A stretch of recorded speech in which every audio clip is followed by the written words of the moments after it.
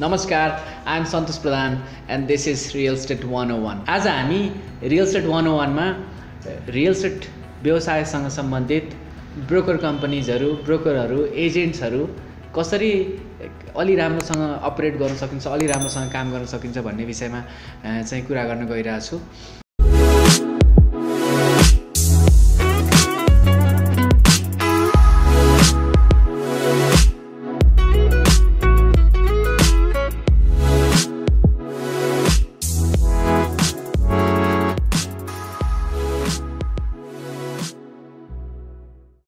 पहिलो कुरा चाहिँ रियल स्टेट एजेन्सीमा राम्रो रियल स्टेट एजेन्ट हुनको लागि चाहिँ गभर्निङ एक्जिस्टिङ जुन गभर्निङ लजहरू छ, घर जग्गाको मालपोत चाहिँ को लहरू छ, घर जग्गाको लहरू छ, जुन एक्जिस्टिङ ऐन कानुनहरू छ, त्यो ऐन कानुनको अधीनमा रहेर सबैभन्दा पहिला काम गर्नुपर्छ भन्ने कुरा हो।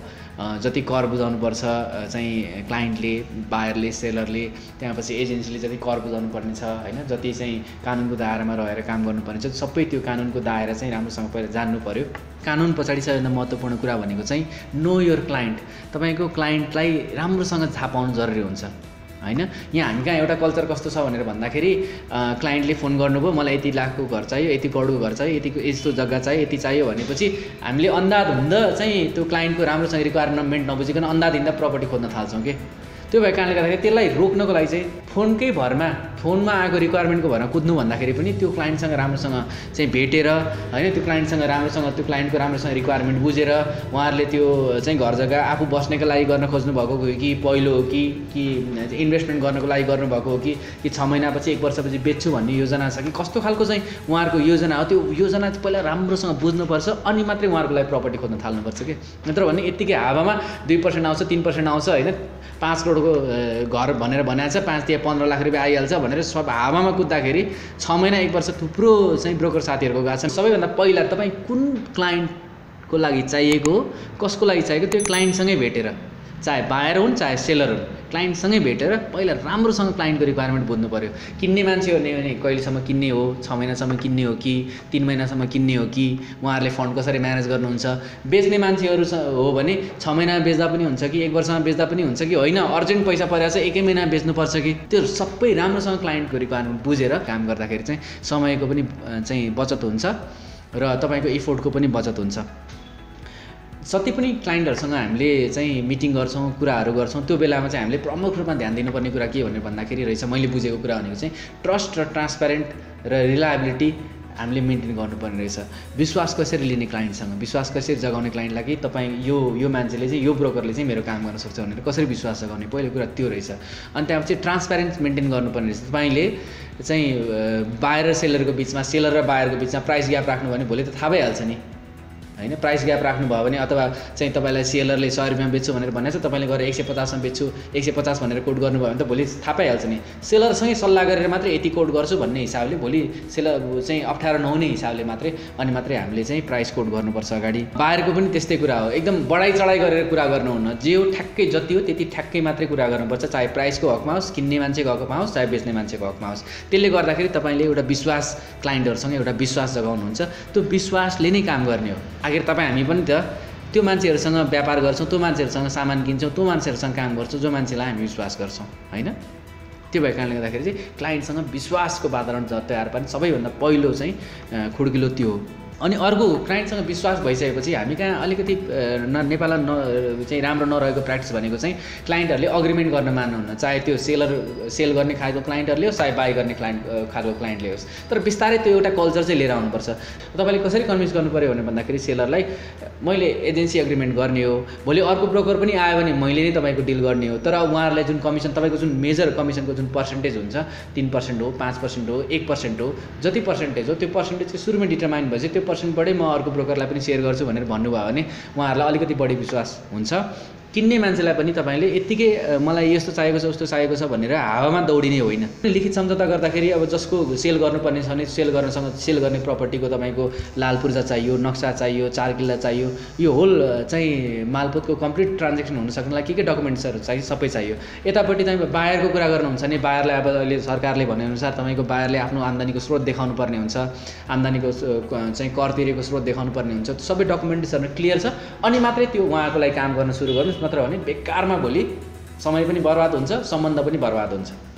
र अर्को 5औं नम्बरमा चाहिँ प्रपर्टी बेच्नुपर्ने छ भने बेच्ने बेच्नेहरूसँग क्लाइन्टसँग एग्रिमेन्ट भएको छ भने त्यो प्रपर्टीको कानुनी अडचन छ कि छैन, त्यहाँपछि भौतिक रूपमा कुनै समस्या छ कि छैन, त्यो प्रपर्टीमा कानुनी रूपमा समस्या छ कि छैन, त्यो सबै कुरा भेरिफाई गरेर मात्रै तपाईँले त्यो प्रपर्टीलाई अप्रुभ गरेर लिस्टिङ गर्ने। त्यो प्रपर्टी बाई गरिसकेपछि भोलि बारले 6 महिना 1 वर्षमा केही समस्या आयो भने यो ब्रोकरले त गर्दाखेरि हो नि, यो मान्छेले त गर्दाखेरि हो नि भने 2 जना साथीको अगाडि अथवा 10 जना साथीको अगाडि भनिदियो भने तपाईँको बेकारमा रिपुटेसन बर्बाद हुन्छ। रियल इस्टेट बिजनेस भनेको सबैभन्दा ठुलो कुरा अहिलेसम्म मैले बुझेको भनेको रिपुटेसनमा निर्धारण गर्ने रहेछ। त्यो भएको कारणले गर्दाखेरि चाहिँ सुरुमै क्लियर गरेर गर्नुभयो भने भोलि विवाद हुने खालको कुनै पनि चाहिँ समस्याहरू आइपर्दैन। क्लाइन्ट चाहिँ कहाँबाट आउँछन् त भन्दाखेरि अब क्लाइन्ट कति धेरै सोसियल मिडियाकोबाट तपाईँको भिडियो हेरेर तपाईँको पोस्ट हेरेर आउनुहुन्छ, कतिजना तपाईँको युट्युबमा हेरेर आउनुहुन्छ, कतिजना चाहिँ साथीहरूले भनिदिएको साथीहरूले मेरो साथी त यस्तो गर्छ नि, मेरो साथी रियल इस्टेट एजेन्ट हो नि भनेको भरमा आउँछ, कतिजना आफन्तहरूकोबाट आउँछ। फर्स्टमा चाहिँ सर्कल अफ इन्फ्लुएन्स नै हो। फर्स्टमा जुन क्लाइन्टहरू आउनु भनेको तपाईँको आफन्त, साथीभाइ, बाउआमा होइन, काका काकी होइन, इमिडिएट चाहिँ फर्स्ट सफ्ट चाहिँ वार्म सर्कल अफ इन्फ्लुएन्सबाट आउने हो। उहाँहरूसँग पनि सम्बन्ध राम्रो बनाउनु पऱ्यो र उहाँहरूसँग पनि काम गर्दाखेरि ट्रान्सप्यारेन्ट हिसाबले काम गर्नु पऱ्यो र ट्रस्ट बिल्ड गर्ने हिसाबले काम गर्नु पऱ्यो। त्यो भयो भने चाहिँ उहाँहरूले त्यो मेरो यस्तो किन्नुपर्नेछ बेच्नुपर्नेछ भनेर आफ्नै सर्कल अफ इन्फ्लुएन्सबाट सुरु हुन्छ। बजारमा तपाईँले चिन्नुहुन्न मान्छेहरू, तर त्यो मान्छेहरूलाई पनि गएर चाहिँ राम्रो हिसाबमा म रियल इस्टेट एजेन्सी गर्छु, तपाईँलाई केही पऱ्यो भने मलाई चाहिँ सम्झिनु होला होइन भनेर राम्रोसँग पिचिङ गर्नुभयो भने भोलिपल्ट त्यो मान्छेले फेरि चाहिँ अर्कोपल्ट सम्झिँदाखेरि रियल इस्टेट केही पऱ्यो भने सम्झिँदाखेरि त्यो मान्छेले तपाईँलाई सम्झिन्छ। क्लाइन्ट चाहिँ यसरी बिस्तारै जेनेरेट हुँदै जाने हो। First circle of influence, cold circle of influence, त्यहाँपछि बिस्तारै बजारले चिन्दै जाने हो। एकैपल्ट चाहिँ Rome was not built in a day भन्छ नि, तपाईँले आज रियल इस्टेट एजेन्सी सुरु गर्ने बित्तिकै तपाईँलाई आएर सबैजनाले चाहिँ ल है मेरो कारोबार गरिदियो भनेर कसैले भन्नेवाला छैन। यो आफै यो प्रक्रिया यो आफै एउटा चाहिँ अर्ग्यानिक प्रक्रिया आफै हिसाबले चाहिँ ग्रो गर्दै जान्छ, जुन मैले आफैले पनि महसुस गरेको छु, मैले आफैले पनि फिल गरेको छु।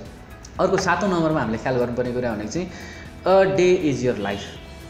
आज तपाईँले कसरी स्ट्रक्चर गर्नुभयो, त्यो स्ट्रक्चर गरे अनुसार तपाईँको जीवन चाहिँ आज मात्रै छ कि हिजो पनि छैन, भोलि पनि छैन। भनेपछि आज तपाईँले कसरी स्ट्रक्चर गर्नुहुन्छ दिनमा, बिहान उठेपछि के गर्नुहुन्छ होइन, दिउँसो के गर्नुहुन्छ, त्यहाँपछि साँझ के गर्नुहुन्छ। You have to be 3 things together भनेर, फाइन्डर, किपर र डुवर। फाइन्डर भनेको चाहिँ सिओ जस्तो अब कसरी प्रपर्टीहरू लिएर आउने, कसरी क्लाइन्टहरू लिएर आउने, कसरी प्रपर्टिजहरू लिएर आउने, त्यहाँ चाहिँ कसरी चाहिँ बायरको इन्ट्रेस्टहरू लिएर आउने, एउटा त्यो कुरा भयो। अर्को कुरा भनेको चाहिँ स्ट्रक्चर गर्ने, कम्पनीको होल प्रोसेसलाई स्ट्रक्चर गर्ने होइन, किपर जस्तो, सिएफओ जस्तो, चिफ फाइनेन्सियल अफिसर जस्तो, एउटा त्यो भयो। अनि अर्को भनेको चाहिँ मार्केटमै गएर प्रपर्टी देखाउनु पऱ्यो होइन, प्रपर्टीमा जानु पऱ्यो, क्लाइन्टलाई भेट्नु पऱ्यो, मार्केटमै गएर प्रपर्टीमै गएर होइन, त्यो अर्को कुरा चाहिँ त्यो कुरा हो। सो त्यो 3टा कुरा दिनमा, त्यो 3टा कुराको प्रपर ब्यालेन्स चाहिँ हुनुपर्छ तपाईँसँग। अनि 8औं नम्बरमा अर्को भनेको चाहिँ फलो अप, फलो थ्रु र फलो ब्याक। जुन क्लाइन्टसँग एकपल्ट तपाईँले कुरा गर्नुभएको हुन्छ, जुन बायर अथवा सेलरसँग एकपल्ट कुरा गर्नुभएको हुन्छ, त्यो एकपल्टले त्यो ट्रस्ट बिल्ड हुँदैन। त्यो कारणले गर्दाखेरि अर्कोपल्ट फेरि उहाँलाई फलो गर्नु पर्यो, उहाँहरूको स्थिति कस्तो छ, उहाँहरूले कसरी सोचिराख्नु भएको छ, तपाईँले त्यसमा के भ्यालुएट गर्न सक्नुहुन्छ, राम्रोसँग फलोअप गर्ने।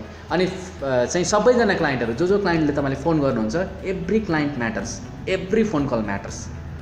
हरेक क्लाइन्टलाई, हरेक फोन कललाई तपाईँले फिर्ता गर्नुपर्छ। तपाईँले चाहिँ अहिले उठाउनु भ्याउनु भएन, फोन उठाउनु भ्याउनु भएन भने 24 घन्टाभित्र त्यो मान्छेलाई फेरि तपाईँले रिप्लाई गरिसक्नुपर्छ। अर्को 9 नम्बरमा चाहिँ नयाँ मान्छे भेटिराख्नु पऱ्यो, मिट न्यू पिपुल होइन, नयाँ मान्छे भेटिराख्नु पऱ्यो। हरेक मान्छे हेर्नुहोस् है, तपाईँले चिन्ने, मैले चिन्ने हरेक मान्छे बिहान घरबाट निस्किसकेपछि साँझ घरै पुग्नुपर्छ। भनेपछि हामी सबैजना रियल इस्टेटको क्लाइन्ट हो, रियल इस्टेटको उपभोक्ता हो हामी सबैजना, चाहे घरको चाहे अफिसको। बिहान अफिस आइयो भने त अफिस पनि त रियल इस्टेट नै हो होइन, घर जाइन्छ घर पनि रियल इस्टेट नै हो। तपाईँको हामी रिसोर्टमा चाहिँ बिदा मनाउनु जान्छ, रिसोर्ट पनि रियल इस्टेट नै हो। सो रियल इस्टेट भन्दा बाहेक अरू केही पनि छ त भनेपछि हामीले चिन्ने हरेक मान्छे, कि कसैले भाडा लिनुपर्छ कि दिनुपर्छ, कि घर किन्नुपर्छ कि बेच्नुपर्छ, हरेक मान्छे। सो हरेक फोन एकदमै इम्पोर्टेन्ट छ। त्यो हरेक फोनलाई चाहिँ राम्रोसँग हामीले फलोअप गर्नु पऱ्यो। त्यो हरेक नयाँ जुन क्लाइन्टहरू हुन्छ, नयाँ जुन भेटेका मान्छेहरू हुन्छ, त्यो मान्छेहरूसँग विश्वासको वातावरण बनाउनु पऱ्यो, त्यो मान्छेहरूसँग चाहिँ राम्रो सम्बन्ध बनाउनु पऱ्यो। आफ्टर अल सम्बन्ध राम्रो विश्वास भएपछि कारोबार त्यहीँ त हुने हो नि। सो यस्ता अझै धेरै सल्लाह सुझावहरू लिएर फेरि हामी यो रियल इस्टेट 101 मा आउँछौँ नै। कृपया चाहिँ नयाँ रियल इस्टेट एजेन्ट बन्न खोजिराख्नु भएको जति पनि साथीहरू हुनुहुन्छ, जति पनि ब्रदर्स सिस्टर्सहरू हुनुहुन्छ, सबै दाजुभाइ दिदीबहिनीहरूलाई चाहिँ यो युट्युब च्यानल तपाईँको सब्सक्राइब गरिदिनु होला, लाइक गरिदिनु होला, सेयर गरिदिनु होला, अनि प्लिज फिडब्याक दिनु होला भनेर म हार्दिक अनुरोध गर्न चाहन्छु। Thank you so much.